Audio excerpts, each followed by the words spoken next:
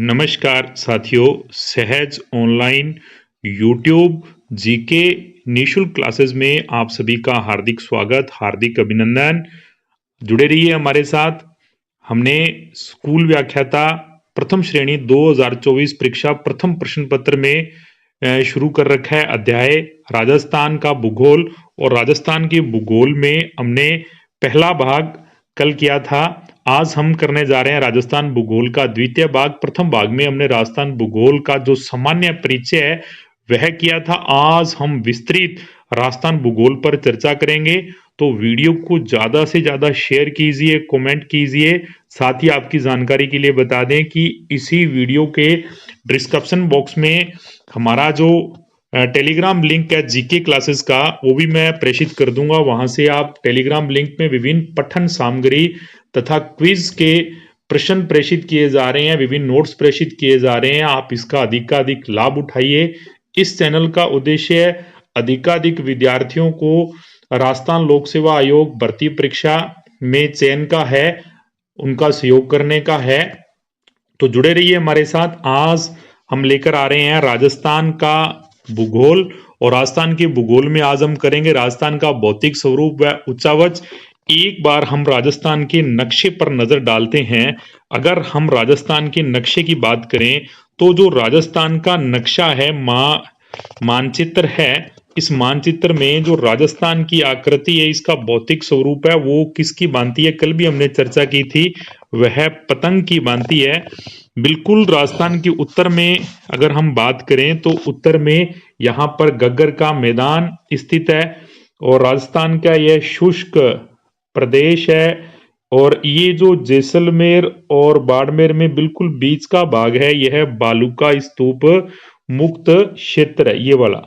इधर अंतरराष्ट्रीय red Cliff line आ गई 1070 किलोमीटर लंबी, और यह अरावली श्रेणी जो राजस्थान को दो असमान भागों में बांट रही है।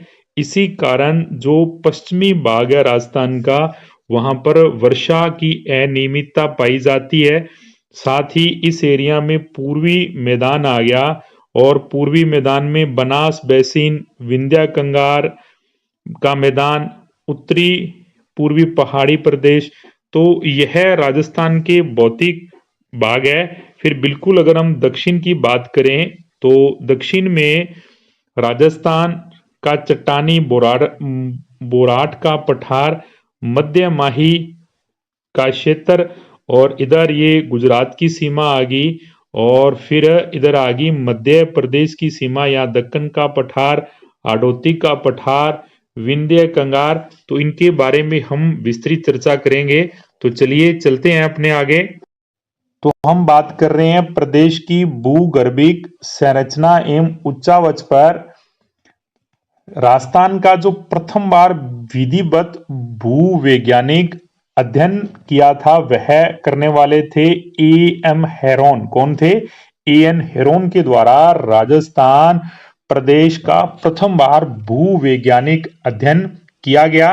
साथ ही इसमें भूगर्भिक संरचना का अध्ययन हम 3 भागों में करेंगे। यानी कि जब पृथ्वी का निर्माण हुआ उस समय सबसे पहले जो कल्प आया वह था आद्य महाकल्प, फिर आया पुराजीवी महाकल्प और नवजीवी महाकल्प। इसके तहत राजस्थान के विभिन्न प्रदेशों का, विभिन्न क्षेत्रों का निर्माण हुआ। तो सबसे पहले हम बात करते हैं आद्य महाकल्प की। ऐसा माना जाता है कि यह जो आद्य महाकल्प था, इसका निर्माण लगभग इस पृथ्वी पर 2500 करोड़ वर्ष पुराना है। ये कौन? आद्य महाकल्प। आद्य महाकल्प कब पुराना है?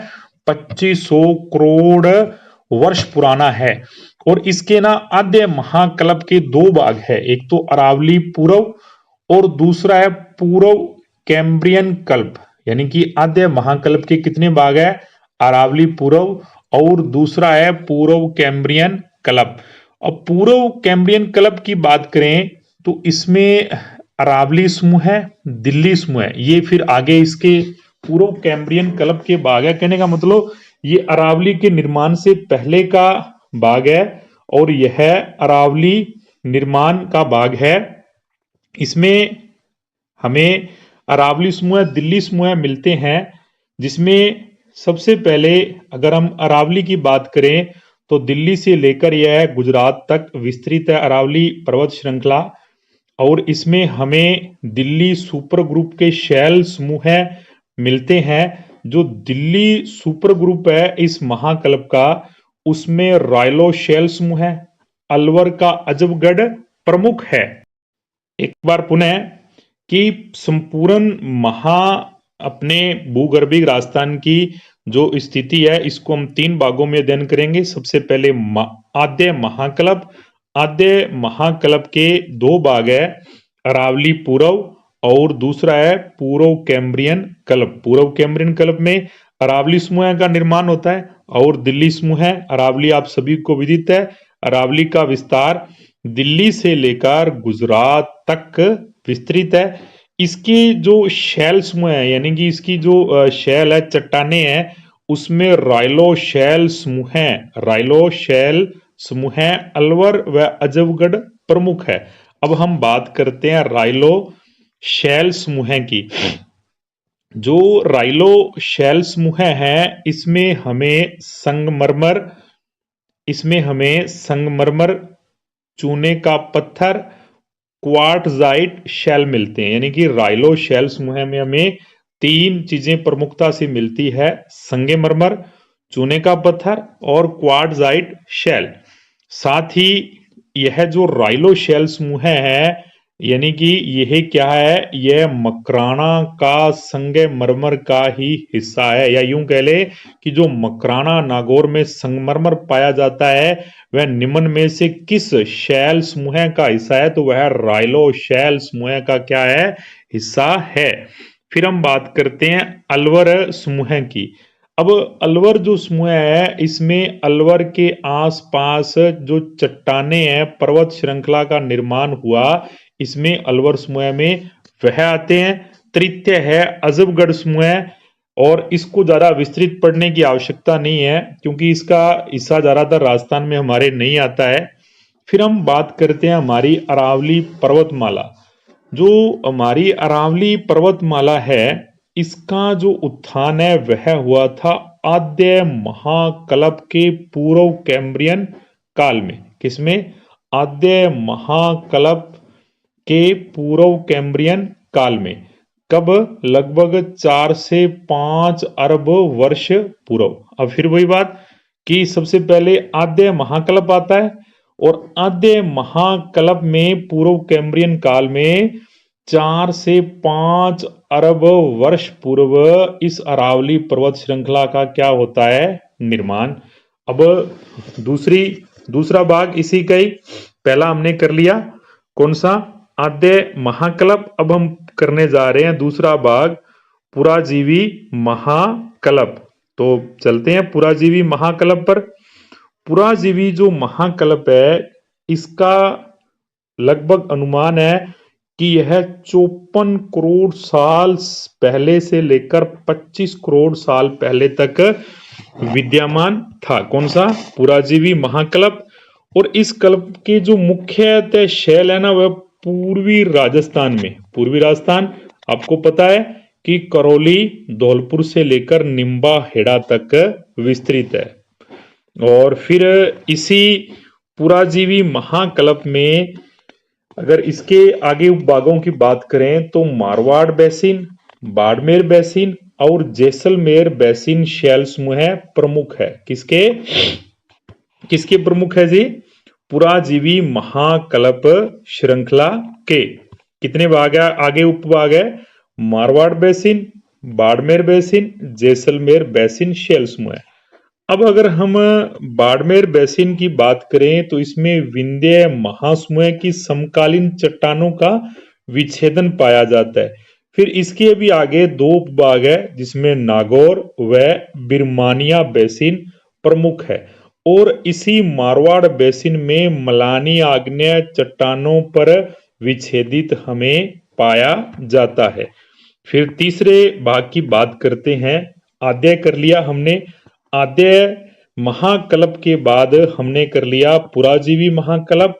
अब हम तृतीय भाग करने जा रहे हैं मध्यजीवी महाकल्प। जो मध्यजीवी महाकल्प है इसका समय लगभग 25 करोड़ वर्ष पहले से लेकर 6 करोड़ वर्ष पहले तक माना जाता है, जिसमें जैसलमेर व बाड़मेर जिले के शैल समूह का अवसाद जो मलानी आग्नेय क्रम पर अध्यारोपित है यह हमें मिलता है। इसी मध्यजीवी महाकल्प में जो जैसलमेर के जुरेसिक कालीन शैल समूह है यानी कि जिसमें आकलवुड फॉसिल पारक के जीवाश्य व लकड़ी के उदाहरण है, वह हमें मध्यजीवी महाकल्प के समय के ही पाए जाते हैं। और फिर हम बात करते हैं नवजीवी महाकल्प। चौथा कौन सा आ गया जी? नवजीवी महाकल्प। नवजीवी महाकल्प के आगे दो भाग किए गए। जो मध्यजीवी महाकल्प है इसका समय लगभग 6 करोड़ वर्ष पूर्व माना जाता है। अब नवजीवी जो महाकल्प है इसके ना दो भाग किए हैं। पहला तो है टर्शियरी कल्प, टर्शियरी कल्प। दूसरा है क्वार्टरनरी चतुर्थक कल्प। अब हम अगर टर्शियरी कल्प की बात करते हैं तो टर्शियरी कालीन चट्टानों में बाड़मेर एवं जैसलमेर क्षेत्र के तेल एवं गैस भंडार पाए जाते हैं। और ये किस कल्प के हैं? ये नवजीवी महाकल्प के हैं। एक बार पुनः कि जो टर्शियरी कल्प में मध्य टर्शियरी कालीन जो चट्टाने हैं वह बाड़मेर व जैसलमेर में किस रूप में विद्यमान है? तेल और गैस के रूप में विद्यमान है। वहीं क्वार्टरनरी चतुर्थक कल्प में हमें राजस्थान में क्या मिलता है? बालू का स्तूप मिलता है। फिर हम आगे बात करते हैं राजस्थान के भू आकृतिक प्रदेश एवं उच्चावच की। किसकी? राजस्थान के भू आकृतिक प्रदेश और उच्चावच की। अब अगर हम बात करें तो ऐसा माना जाता है कि यह पृथ्वी पूर्व में एक आग का गोला था और आग के गोले बिल्कुल वे पूरी तरह से जल रहा था और जैसे जैसे वह आग के गोले ठंडे होते गए और उनके वो क्या आपस में सिकुड़ते रहे और सिकुड़ने के बाद जो उनके बीच में खाली स्थान रह गया वहां पानी भरता गया और वहां एक सागर का निर्माण हुआ। तो अगर बात करें हम भी प्राक ऐतिहासिक काल में जो इयोसिन काल है या प्लीस्टोसिन काल है, इसमें जो पूरा का पूरा विश्व है यह क्या है? दो भागों में दो प्रमुख भूखंडों में बंट गया। एक तो अंगारा लैंड और दूसरा हो गया गोंडवाना लैंड। और इन दोनों स्थलों के बीच में जो खाली स्थान रह गया वह था टेथिस सागर। वहां क्या बन गया? टेथिस सागर।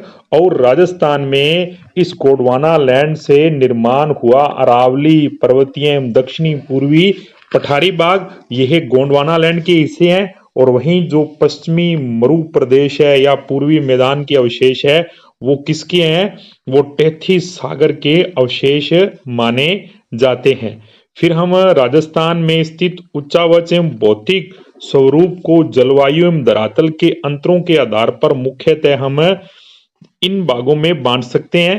तो पहला भाग है उत्तर पश्चिम मरुस्थलीय शुष्क प्रदेश। यानी कि अगर प्रश्न आ जाए परीक्षा की दृष्टि से कि राजस्थान में उच्चावच एवं भौतिक स्वरूप व जलवायु के आधार पर राजस्थान को कितने भागों में बांटा जा सकता है? तो सही उत्तर क्या रहेगा? 4। सही उत्तर क्या रहेगा? 4। प्रथम क्या है?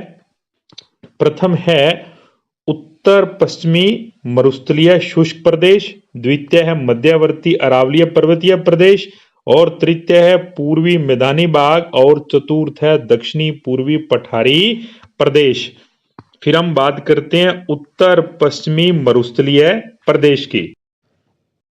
राजस्थान के उत्तर पश्चिमी जो मरुस्थलीय भाग है अगर हम इसको विस्तृत तरीके से देखें तो इसके बिना दो भाग है। एक तो रेतीला शुष्क मैदान है और एक है अर्ध शुष्क रेतीला मैदान। एक में तो पूरा का पूरा क्या है? रेतीला शुष्क मैदान है और इसके भी फिर दो भाग है। एक तो कौन सा, बालू का स्तूप युक्त प्रदेश, और दूसरा बालू का स्तूप मुक्त प्रदेश। जैसे जो बालू का स्तूप युक्त प्रदेश है, उसमें हमें राजस्थान में क्या देखने को मिलेगा, पवनानुवर्ती बालू का स्तूप, बरखान अर्धचंद्राकार स्तूप, अनुप्रस्थ बालू का स्तूप, पैराबोलिक बालू का स्तूप, तारा बालू का स्तूप, नेटवर्क बालू का स्तूप, अवरोधी बालू का स्तूप, श्रब कापीस बालू का स्तूप। ये हमें बालू का स्तूप युक्त प्रदेश उच्चावच के उपभाग मिलेंगे। और जो बालू का स्तूप युक्त यानी कि बालुका से मुक्त क्षेत्र है, वह है फलोदी एवं पोखरण का, जिसमें बालू यानी कि रेत नहीं मिलती। वहीं जो अर्ध शुष्क इसका मैदान है, उसमें गंगानगर हनुमानगढ़, वर्तमान अनूपगढ़ का गग्गर का मैदान, लूणी ज्वाई बेसिन, नागौरी उच्च भूमि और शेखावाटी आंतरिक प्रवाह क्षेत्र सम्मिलित है। फिर हम बात करते हैं विस्तृत उत्तर पश्चिम मरुस्थलीय प्रदेश की। जैसा कि पूर्व में भी हमने चर्चा की है, यह टेथिस सागर का क्या है, अवशेष है। टेथिस सागर का अवशेष होने के कारण उत्तर पश्चिमी मरुस्थलीय प्रदेश में जितनी भी झीलें पाई जाती है, वह झीलों का पानी क्या है, खारा है। कैसा पानी है, खारा। और ये जो झीलें पाई जाती है ना, इसमें माइका शिष्ट नमकीन चट्टाने हैं, यानी कि इन चट्टानों के कारण टेथिस सागर का हिस्सा होने के कारण यहाँ की जो झीलें हैं उनका पानी क्या है, खारा। और इसी क्षेत्र में खनिज व तेल व गैस के अपूर्व भंडार मिलते हैं। वहीं जो उत्तर पश्चिमी मरुस्थलीय भूभाग की पश्चिमी सीमा है, वह पाकिस्तान के साथ लगती है, जिसको क्या कहते हैं, रेड क्लिफ लाइन। और साथ ही जो हमारे राजस्थान के लगभग मध्य से गुजरती है अरावली पर्वतमाला, यह भारत की महान जल विभाजक रेखा है, जो 50 सेमी वर्षा रेखा निर्धारित करती है। और अगर हम इस उत्तर पश्चिमी मरुस्थलीय भूभाग की बात करें, तो यह क्षेत्रफल राजस्थान के कुल क्षेत्रफल का कितना है, लगभग 61% भाग है राजस्थान के कुल क्षेत्रफल का। और अगर वर्ग किलोमीटर में पूछ ले, तो लगभग 2,09,000 वर्ग किलोमीटर। यह उत्तर पश्चिम से दक्षिण पूर्व में लगभग, अगर इसकी लंबाई और चौड़ाई पूछ ले, इस उत्तर पश्चिमी मरुस्थलीय राजस्थान की उच्चावच प्रदेश की, तो 640 किलोमीटर लंबा और 300 किलोमीटर यह क्या है, चौड़ा है। और इस भूभाग में यानी कि जो ये उत्तर पश्चिमी मरुस्थलीय भूभाग है, इसमें 60% हिस्सा इसका यानी कि जो 60% भूभाग है, वह बालू का स्तूप युक्त है। और जो 40% हिस्सा है, वह बालू का स्तूपों से रहित है। राजस्थान के उत्तर पश्चिमी मरुस्थलीय प्रदेश में राजस्थान की सर्वाधिक 40% जनसंख्या निवास करती है। इसके अगर तापमान की बात करें, तो गर्मियां अधिक होने के कारण, रेत होने के कारण, मरुस्थल होने के कारण गर्मियों में इसका उच्चतम तापमान 49 डिग्री तक भी चला जाता है। और रेत जितनी जल्दी गर्म होती है, उतनी जल्दी ठंडी भी हो जाती है। तो सर्दियों में इसका टेम्परेचर -3 डिग्री सेल्सियस भी चला जाता है। फिर इसकी जलवायु की अगर हम बात करें, तो जलवायु शुष्क एवं अत्यधिक विषम है। यानी कि जलवायु कैसी है, बिल्कुल शुष्क अत्यधिक विषम है। मिट्टी की अगर हम बात करें, तो इस क्षेत्र में मरुस्थल होने के कारण रेतीली या बलुई मिट्टी पाई जाती है। फसलों की बात करें, तो बाजरा, मोठ व ज्वार मुख्यतः मरुस्थलीय फसलें इस क्षेत्र में बोई जाती हैं। और वनस्पति की बात करें, तो वनस्पतियों में मरुस्थलीय वनस्पति जैसे बबूल, फोग, खेजड़ा, केर इत्यादि यहाँ देखने को मिलती है। अगर हम उत्तर पश्चिमी मरुस्थलीय प्रदेश की बात करें कि ये किन जिलों में विस्तृत है, तो वह जिले हैं जैसलमेर, बाड़मेर, जोधपुर। जोधपुर से अलग नया भाग होकर अब फलोदी भी बन गया है। बीकानेर, श्री गंगानगर आपको अच्छे से विदित है, गंगानगर से अलग होकर नया जिला अनूपगढ़ भी बना दिया है। हनुमानगढ़, नागौर, जालौर से अलग होकर सांचौर भी बन गया है।